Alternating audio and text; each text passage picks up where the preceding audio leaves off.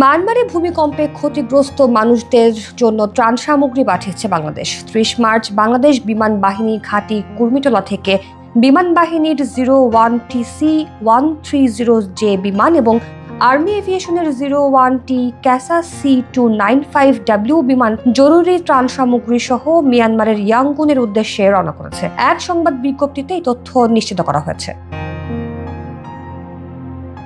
প্রধান উপদেষ্টার নির্দেশে বাংলাদেশ থেকে মিয়ানমারে বাংলাদেশ সশস্ত্র বাহিনীর মাধ্যমে বাংলাদেশ সেনাবাহিনীর নেতৃত্বে এবং বাংলাদেশ বিমান বাহিনীর প্রত্যক্ষ সহযোগিতায় এই পদক্ষেপ নেওয়া হয়েছে। ত্রাণ সামগ্রীর মধ্যে রয়েছে ঔষধ, তাবু, শুকনা খাবার। এরপর মিয়ানমার সরকারের প্রয়োজন অনুযায়ী উদ্ধারকারী দল এবং মেডিকেল টিম পাঠানো হবে।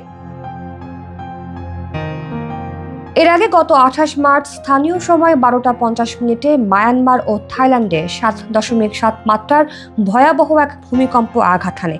ওই ভূমিকম্পে মায়ানমারে 2 কোটি মানুষ ক্ষতিগ্রস্ত হতে পারে বলে ধারণা করছে জাতিসংঘ।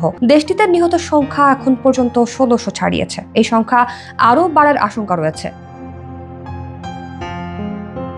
এই ভূমিকম্পের কারণে খাদ্য, পানি, বাসস্থান সংকট এবং জরুরি চিকিৎসা সেবার অভাবে ভয়াবহ মানবিক বিপর্যয়ের সৃষ্টি হয়েছে মায়ানমারে, যার ফলে প্রতিবেশী দেশের মানবিক বিপর্যয়ে ত্রাণ ও সাহায্য পাঠানোর পদক্ষেপ নেয় বাংলাদেশের অন্তর্বর্তী সরকার।